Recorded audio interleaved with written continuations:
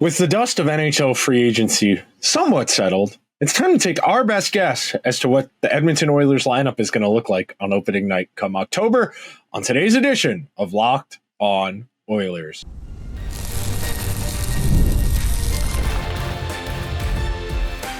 You are Locked On Oilers, your daily podcast on the Edmonton Oilers, part of the Locked On Podcast Network, your team every day. Hello, everyone, and welcome to this Thursday edition of Locked On Oilers. I am your host, Nick Zararis. I just wrapped up my third season as a host on the Locked On Podcast Network, and I want to thank everyone that is making Locked On Oilers their first listen of the day. Locked On Oilers is a part of the Locked On Podcast Network, your team every day. And on today's show, we are going to take a very early and very honest attempt at trying to predict what the Edmonton Oilers lineup is going to look like come opening night this October, which is still very much the entirety of July, August, and September away. But we're going to do our best to predict what it's going to look like. We're going to start with the forward group in terms of permutations, why I think certain guys are going to play in certain spots. Our second segment, we'll pivot to talking about the defense, what I think that'll look like. And then everybody's favorite subject, we'll talk a little bit more about the goaltending. So to start things out, the Oilers are afforded one of the great privileges in all of professional sports. They have two of the five best players in the world on the same team. They play the same position, so you have the luxury, the absolute privilege of deciding, do we want to play Connor and Leon together, or do we want to split them up? By and large, we have seen over the last handful of seasons, one of the keys to the Oilers going from regular season team to serious Stanley Cup contender has been being able to play them with each other or away from each other, depending on the game situation. Now, if you're doing it all the time, you probably aren't going to have enough depth throughout the rest of your lineup. But if you can separate them enough at 5-on-5, except after penalty kills or when you're chasing a lead, you afford yourself so much more of a luxury because those are guys who are going to elevate the tide of everyone around them. You can get away with playing less than high-end caliber guys alongside Connor or alongside Leon in pinches because Connor and Leon are so good, they're both going to elevate. So we're going to operate under the assumption that the Oilers down the middle, at least most of the time, are going to start out with McDavid, Draisaitl, Adam Henrique, and Mattias Janmark. That is my supposition as to how they're going to organize the centers. Now, Ryan Nugent-Hopkins can play center. Trent Frederick has played center at various points in his NHL career.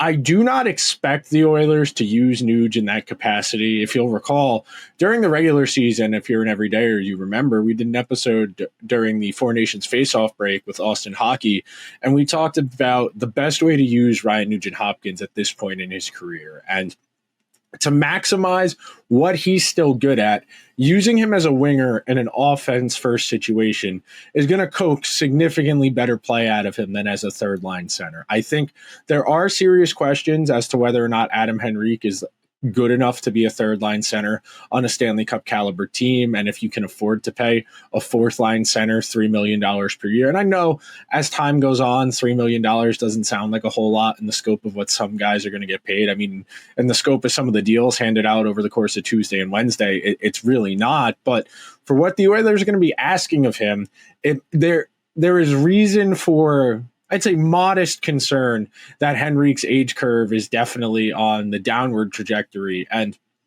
that leaves you with Janmark as your fourth line center.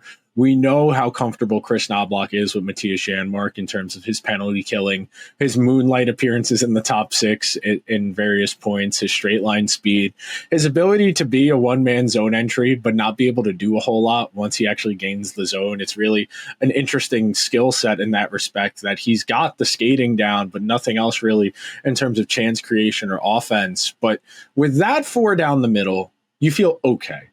I think in an ideal world, you would love to have Henrique be the fourth line center. You would love to kick Janmark out to the wing, and you would like to have an upgrade at that third line center spot. We're gonna assume that's where the Oilers start. Now, I guess that leaves us with our first line that we saw a majority of last season, with Ryan Nugent-Hopkins on Connor McDavid's left and Zach Hyman on Connor McDavid's right. I am open to other suggestions if you think maybe that's a spot for Andrew Mangiapane in one of those two, and you want to play one of Nugent-Hopkins or Hyman with Draisaitl to try and distribute the offense a little bit more. You want to give Connor his own version of Vasily Podkolzin, a true puck retriever, somebody who's going to win a lot of 50-50 pucks, win foot races, get the puck to dangerous areas so that Connor can create more offense for other guys. Or what I think is going to happen, you're going to see that be the starting point. And I do think familiarity is good. I think when you can maintain continuity year over year, especially in the high-end parts of your lineup, that breeds a type of synergy that you can't replicate and you can't force. Those guys playing so much together over the last handful of seasons, they have an innate understanding of what each other is going to do, and that puts you in a position to make things happen. So with that said, I think that leaves your second line with Vasily Podkolzin on the left, Leon Draisaitl in the middle, and Andrew Mangiapane on the right. We'll do a full Mangiapane episode at some point soon. It might be tomorrow. It might be Monday of next week. I'm not positive yet. I also want to do a full Evan Bouchard deep dive episode as well. Mangiapane is one of my favorite players in the NHL. That blow-up season he had with Calgary a couple of years ago, he looked like the ideal middle six player for where the NHL was trending. Had a really bad shoulder injury, hasn't really bounced back since then. But skill set wise, I think he's a perfect complementary piece for the Oilers high-end guys. I think he does a really nice job on the forecheck. He's got a really good high-end motor where he can win a lot of loose pucks and get to a lot of loose pucks. And then it simply becomes a matter of, does the scoring touch come back with the more time he puts between the shoulder surgery and the present, or is this just what he is now, a bit of a high-end puck retriever who can occasionally chip in offensively? I am inclined to believe the Oilers signed him with the reclamation project in mind, very similar to what we saw them do with Jeff Skinner and Victor Arvidsson last year. Mangiapane, someone who a couple of years ago probably thought they'd get to UFA and they'd be getting 5, 6, maybe even as much as $7 million per year based on that career year in Calgary. But now, a decent season in Washington and a depth role, he's got to find whatever his next role is going to be. And I think you could do far worse than playing alongside Connor or alongside Leon. I mean, you saw what extended time with Leon Draisaitl did for Vasily Podkolzin last year, who was one of the team's, if not the team's, most pleasant surprise in a season where much of the regular season felt academic, that the Oilers weren't taking it particularly seriously. They weren't trying particularly hard. Podkolzin was one guy who was consistently out there busting his butt to make things happen. So you could do far worse than having a second guy with that skill set in the lineup. So after that, the third line becomes a bit of a question mark because of the way we saw Chris Knoblauch use it last year. Tentatively, I have Trent Frederick on the left, Adam Henrique in the middle, and Matthew Savoie on the right. Now, Matthew Savoie is only 21, 22 years old. He does not have the requisite level of experience to make me believe Chris Knoblauch would be comfortable with him playing on that type of third line. And we saw Chris Knoblauch didn't want to play Jeff Skinner there because that line was drawing the hard defensive responsibilities. And my assumption is, based on the fact Henrique and Frederick are back, that that's what Chris Knoblauch wants that line to be. He wants that trio to play together in a way that's going to make the other team uncomfortable, that's going to absorb some of the more difficult minutes to try and keep Connor and Leon and co. away from the other team's best players to create more offense. So with that said, that doesn't leave you a whole lot of options. I'm not positive Matthew Savoie is going to win that job. There are other guys. Noah Phillip comes to mind as well. Then Tomaszek, the European free agent they signed, could also be in the mix. I think those three guys are going to be battling for two spots effectively, because then once you get down to the fourth line, you're talking Janmark in the middle, like we had said before. Then you're talking about Tomaszek, Kapanen. You have Max Jones, who's still lurking around the periphery as well. Kapanen, they signed to that at free agent deal earlier in the week. I think you'll probably see Kapanen and then Noah Phillip and Max Jones and Tomaszek all battling it out for one spot effectively.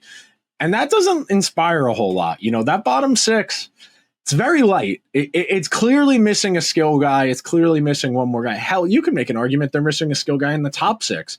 As much as I like Podkolzin and Mangiapane, those guys aren't top six forwards on a Stanley Cup caliber team. Now, as great as Leon is, I'm sure he's going to manufacture enough offense with them as his supporting cast that we're all going to be fine with it.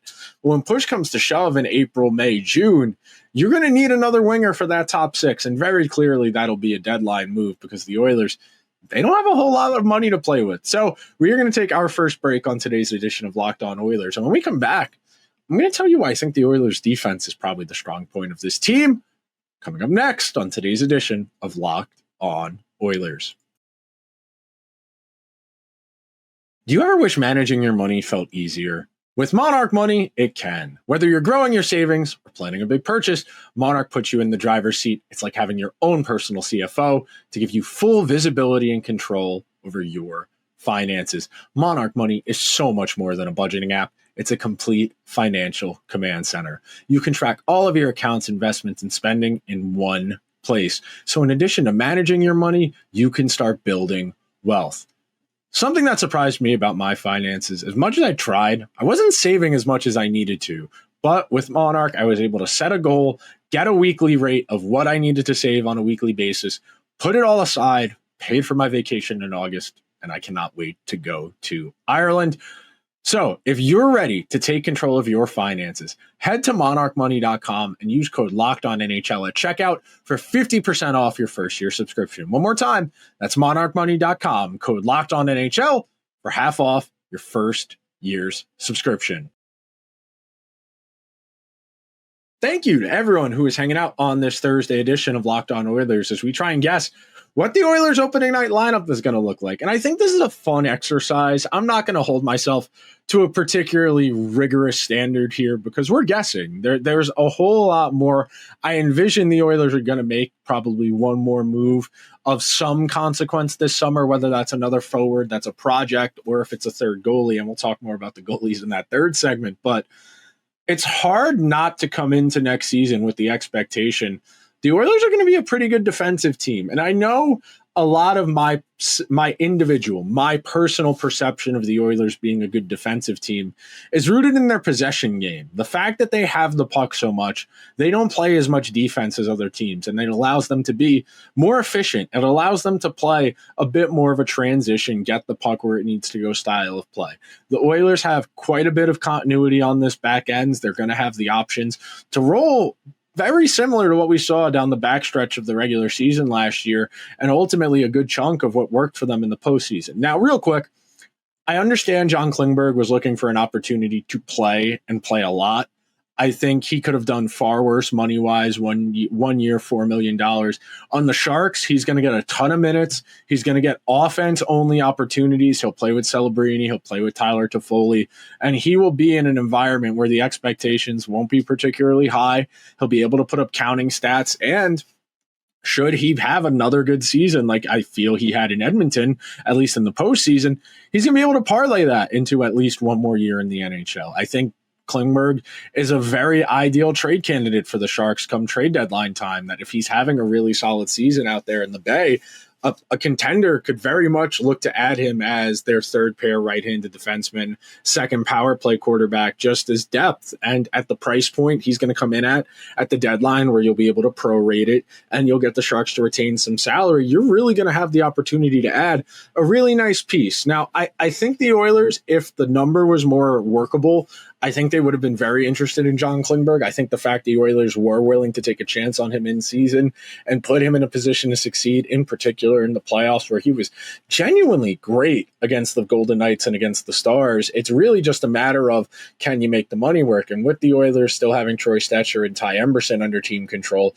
it didn't particularly make sense for the Oilers to spend some of their limited flexibility on what ostensibly would be a third pair right-handed defenseman. And now, I think Stecher and Emberson are fine. I really wish they would have given Ty Emberson a bit more of an opportunity to kind of figure it out last year. I know the Oilers, as a team that fancied itself Stanley Cup contenders, made a cup final.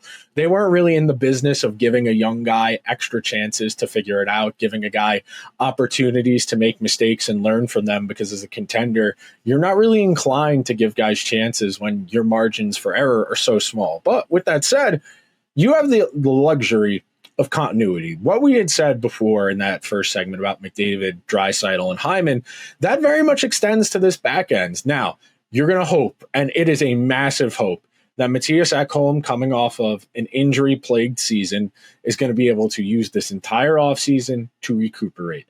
He never looked great in the playoffs coming off of that injury. He looked uncomfortable in the Stanley Cup final, and I think with time, he's either going to prove he's entirely done as a serious first pair NHLer, or he's going to prove he was really hurt at the end of last season and that inhibited his ability to play effective hockey. Should Ekholm be healthy, I have no qualms at all about rerunning Ekholm and Bouchard. They've been one of the best first pairs in the entire NHL over the last 3 years. I think their skill sets very nicely complement each other.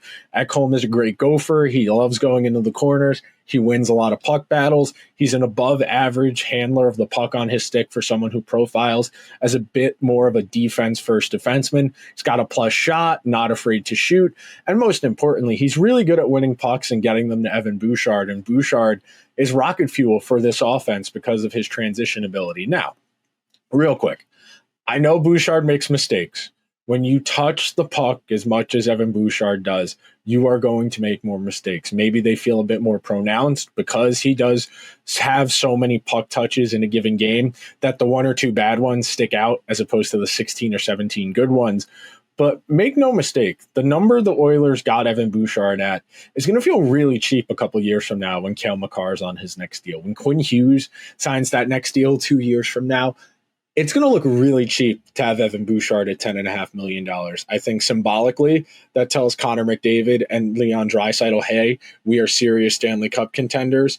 And it puts you guys in a position where you have your big three. Two of the three are cost controlled, at least for the first 4 years of Leon's 8. And then McDavid, once you get him underway, then you can start to really build it out.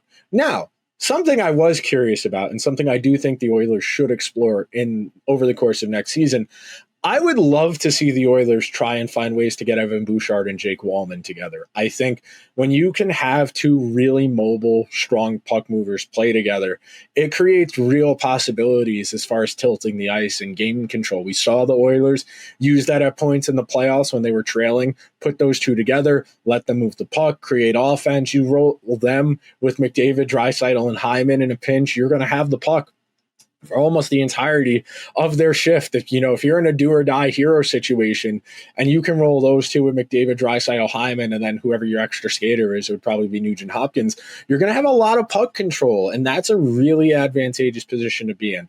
I expect Darnell Nurse to be on that left side of that second pair. Wallman would play on his offside when Wallman and Bouchard are not together. And then that third pair, Brett Kulak, really, really solid. I know he had a rough Stanley Cup final. I empathize. He was overmatched. It happens. Florida's a really good team. I felt he had the best regular season of his long career. Kulak's in his 30s now, and he put together one of the best seasons, if not the best season, the most minutes he's ever played on a nightly basis this past year. Really took advantage of the opportunity that was in front of him because of the uncertainty on that back end, and it puts them in a position now where you can audition Stetcher or Emberson on that right side. And should you feel you need to make a move, you won't be able to do it probably until later in the year unless you send salary out.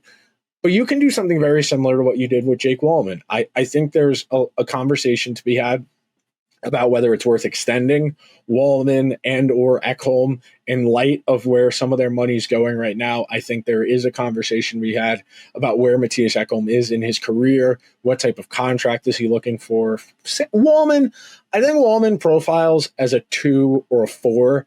I don't think he's the best guy on a great pair, but I think he's a great complementary piece. That's why I'd like to see him with Evan Bouchard at points next year. But they're in a good position on their back ends. The fact they have 7 guys for 6 spots, they feel really good about 5 of the 6 spots. That's a really good place to be in, unlike some of the other teams across the NHL. We are going to take our second and final break of today's edition of Locked On Oilers. And when we come back, I'm going to tell you why everyone's favorite subject, that Oilers goalie room, is probably running it back. See you guys in a second.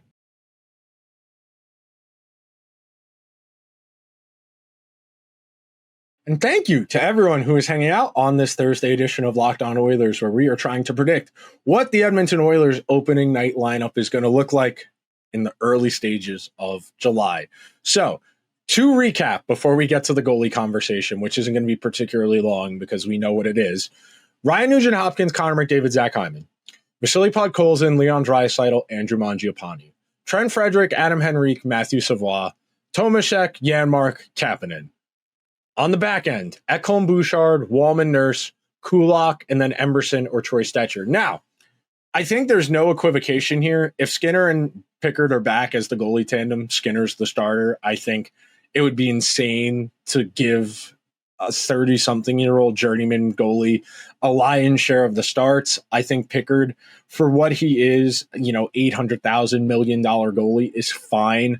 I think the fact the Oilers haven't upgraded from either of these guys is both a reflection on the goalie market. It's a reflection on the Oilers' priorities, where they would rather spend that money. And we talked about this briefly last week on last Friday's episode, which a lot of people reacted to very positively.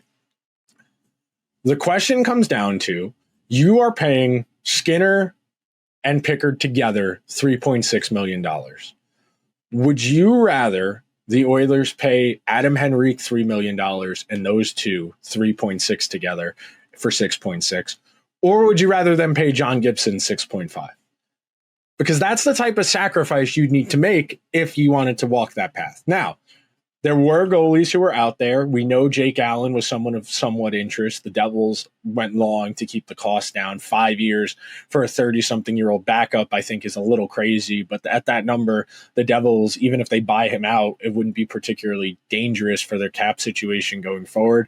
We saw Alex Lyon sign in Buffalo. We saw the Sabres sign a third goalie as well. I think Vitek Vanacek signed as well. I think there's an argument to be made the Oilers are going to need to trade for a goalie. And I think that's a different conversation. Part of me just wants to start banging the drum they trade for Devin Levy or Ukko-Pekka Luukkonen right now so that it manifests into the ether, because it would be so, so great. Even if Devin Levy, and look, I know Devin Levy is largely a projection. He had the great season at Northeastern a couple years ago. He's yet to really stick at the NHL level. It's part of why they signed Alex Lyon. The Sabres had Pekka Luukkonen under contract already for a couple more seasons. I wish there was a world where we could make this happen right now and roll in the camp with Pekka Luukkonen and Skinner as the goalie tandem. I think Skinner in a 30-start capacity would be significantly better than where he's at right now as a 50-something start guy. I don't think Skinner is a bell cow guy, and it's unfortunate because he's a really likable dude. He saved their bacon a couple years ago when Jack Campbell turned back into a pumpkin. He's been good enough in the regular season that the team doesn't feel like he's disqualifying from being a good team, at least in the regular season. And for all of the circus, all of the chaos, they did make a Stanley Cup final 2 years in a row with this tandem. And that is not justification. I do want to be clear. Because of the results they've had, there is a non-insignificant portion, I'd say a plurality even, and a lot of it comes from the people who cover the team and the team itself, that they feel good about their goalie situation. That, well, we made the Stanley Cup final 2 years in a row. These guys, they're pretty good. They're not the best, but for what we need from them, they're not bad. And if you're an everydayer, you've heard me say it over the last 2 seasons now. If the Oilers need Stuart Skinner to be the difference between winning and losing, they are going to lose most nights. He is not the type of player who elevates his game based on the environment. He is not the type of player who is going to raise the team above the fracas in front of him. He can do that occasionally, but it is not something you account for, bank on, or expect. Anytime you are putting this type of goalie in that type of situation as a team, you are putting yourself in an extremely disadvantageous position. I mean, you look at some of the great goalies in the league last year, like a UC Saros and Ilya Sorokin and Igor Shesterkin. As good as they are, their environment in front of them was so bad, there was nothing they could do. They couldn't drag their teams to wins on top of what they needed to do. Now, most nights, what the Oilers get from Skinner and Pickard is good enough. They have enough talent that in the regular season, they're going to win between 45 and 55 regular season games. The swing in that 10 games, those 10 wins, comes down to some overtime wins, some one-goal games, some penalties, some penalty kills. But because of the high-end talent they have, who so savvily can control the game, especially in those 5-on-4 situations, they have enough where it's kind of like training wheels, where the goalie doesn't have to do anything other than pedal. Keep the bike upright, don't crash into anything, but as long as you keep pedaling your feet in front of him, the goalie is going to be fine. But as soon as you veer off the path, as soon as you take the training wheels off, it does all start to fall apart. And it's really frustrating because there's enough there from Skinner that I see why the Oilers won't give up on him. as much as it would be maybe prudent, smart, even advantageous to just move on, the Oilers know how hard it is to get even this caliber of goaltending. You look at the revolving door of goalies during this McDavid era, the Koiskinen, Mike Smith, Cam Talbot, whoever you want to talk about, they have tried. Jack Campbell, they have tried. I understand their reticence to sink more assets into this position because of the position's inherent volatility. I think John Gibson would have been a savvy ad. I know they would have had to have made some sacrifices on this team. I know they're not in a position where they could move Darnell Nurse's salary. They don't want to subtract Ekholm. They don't want to subtract Nugent-Hopkins or Zach Hyman. And with those limitations, they needed to make moves just to fill out this lineup, let alone to make it better.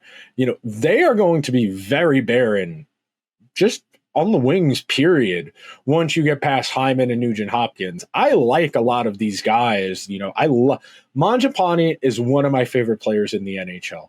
Podkolzin last year showed me enough that I believe he is perfectly capable of being Leon's fetch dog. Leon dumps the puck in, Podkolzin goes and gets it. There's a loose puck, Podkolzin goes and gets it so Leon can have it. I have no qualms about that. I think that's fine. I like Andrew Mangiapane a lot. One of my favorite players in the NHL. Great motor, great puck battler. Neither of those guys are scoring 20 goals next year, barring something out of the norm. Now, could Mangiapane get closer to what he was a couple years ago in Calgary, playing aside Leon? Sure. But he's not dynamic. He's not explosive. He doesn't make his own offense. He's going to be environment dependent. And yeah, you can help him. You can give him more favorable minutes. You can deploy him in more favorable situations. But the Oilers need more offense. As good as I think this defense is on paper, they absolutely need more offense. And if you want to project Matthew Savoie is going to make the team, okay, I'm excited about that. I would love for the Oilers to start developing a forward so that a year or two from now, he'd be ready to take a jump into the top six. We've heard how skilled he is, how highly touted he is. The capacity for good hockey is there. Can the Oilers channel that? Can they get the best out of him? That's what they're going to have to find out. And you have guys like Tomasek, European free agent, Kapanen, Janmark, Henrique. Guys, you're not going to expect a whole lot from them. And that's going to put you in a position where you got to pray. You got to get to the deadline. And we thought last year they would be in the market for a second pair defenseman to play with Nurse. It took them a while to find a permutation. Kulak played a little bit on his offside in the second pair during that nice stretch in December and January. But this team, it needs more. And they don't have the cap space to do that right now. So they're going to have to go into that flyer market where they're going to look at guys coming off of buyouts or injuries or restricted free agents who were non-tendered just to see if there's anything there, because that's the price point they're at. They can't go and get a nice car, a new car. They got to go to the used car lot. And maybe they find something with a couple tens of thousands of miles on it that's going to run for a few years, and they're going to be happy with what they ended up with. But you could end up with another Arvidsson or another Jeff Skinner. So that's really the conundrum this time of year. But that will just about do it for guessing what the Edmonton Oilers lineup is going to look like on opening night come October. I do want to thank everyone that made Locked On Oilers their first listen of the day. Locked On Oilers is a part of the Locked On Podcast Network, your team every day. If you could be so kind, please subscribe to the show wherever you get your podcasts. If you're listening on Apple or Spotify, please give the show a 5-star review. If you're watching over on YouTube, hit that subscribe button, hit that like button. Let me know what you think the lineup's going to look like on opening night. If there's a move I'm not thinking of going forward that maybe shakes things up, I will talk to you guys tomorrow. Until then, let's go Oilers.